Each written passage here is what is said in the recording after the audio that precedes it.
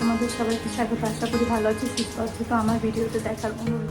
তো আমার মেয়ে আগে বেরিয়ে গেছে বৃষ্টিতে ভেজার জন্য। আমরা বেরিয়ে গিয়েছি বৃষ্টির মধ্যে। এই যে আমাদের ছোট গীতি।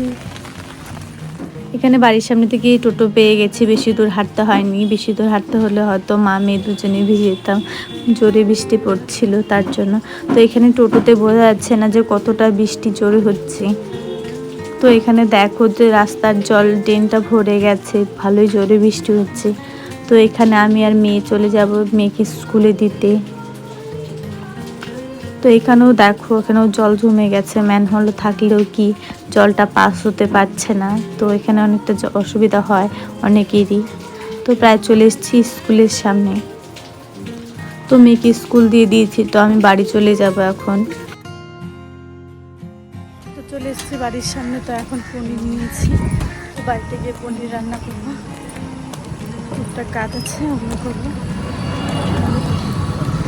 আশা করছি ভিডিওটি ভালো লেগেছে। তো লাইক সাবস্ক্রাইব কমেন্ট অবশ্যই করবে, তাতে আমি বুঝতে পারবো আমার ভিডিওটি তোমাদের কেমন লেগেছে।